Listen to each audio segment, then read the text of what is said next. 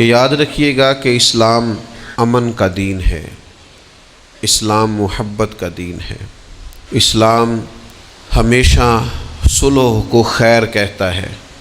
لیکن ایسا نہیں ہے کہ دشمن ہتھیار اٹھا لے، دشمن بغیر کسی دلیل اور بغیر کسی ثبوت کے جارحیت کا مظاہرہ کرے، تو اسلام پھر بھی یہی کہتا ہے کہ تم نے صرف صلح کرنی ہے۔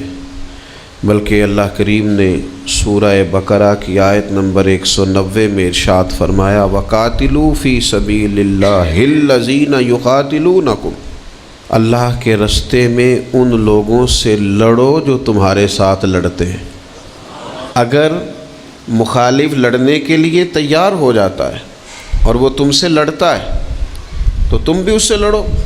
ہاں، اسلام چونکہ بہت ساری اخلاقی پابندیوں کی بات کرتا ہے، اسلام کسی وحشیانہ لڑائی کا قائل نہیں ہے، اسلام نہتے لوگوں پر چڑھ دوڑنے کا قائل نہیں ہے، اسلام عورتوں بچوں کو قتل کرنے کا قائل نہیں ہے، جو ہتھیار نہ اٹھائیں، جو بوڑھے ہوں، جو ضعیف ہوں، ان سے جنگ کرنے کا قائل نہیں ہے۔ اور اسلام وہ دین ہے جو دین حسن ہے۔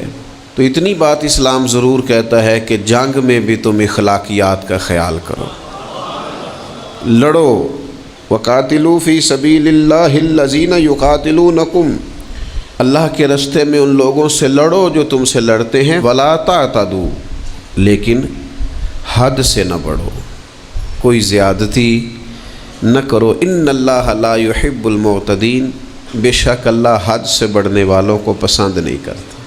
تم زیادتی نہیں کرو گے، تم حدود سے تجاوز نہیں کرو گے، تم اخلاقی حدود کی پابندی کرو گے، تم جنگ بھی کرو گے تو پھر اس کے وہ جو ہمارے ہیں ایک محاورہ بولا جاتا ہے کہ محبت اور جنگ میں سب جائز ہے، تو یہ غلط ہے۔ سب جائز کہا ہے، جنگ کے موقع پہ بھی کہا وَلَا تَعْتَدُوا، حد سے تجاوز نہ کرو۔ وَقَاتِلُوا فِي سَبِيلِ اللَّهِ الَّذِينَ يُقَاتِلُونَكُمْ، اللہ کے رستے میں ان سے قتال کرو جو تم سے قتال کرتے ہیں۔ وَلَا تَعْتَدُوا، لیکن حد سے تجاوز۔ إِنَّ اللَّهَ لَا يُحِبُّ الْمُعْتَدِينَ، بے شک اللہ حد سے تجاوز کرنے والوں کو پسند نہیں کرتا۔ نبی کریم صلی اللہ علیہ وسلم نے جنگ کے آداب بیان فرمائے۔ حضور علیہ السلام نے فرمایا جب تم جنگ کے لیے جاؤ گے تو تم فصلوں کو برباد نہیں کرو گے، درختوں کو نہیں کاٹو گے، بچوں، عورتوں اور بوڑھوں کو نہیں مارو گے، اور جو تمہارے خلاف ہتھیار نہ اٹھائے تم اس پر ہتھیار نہیں اٹھائے۔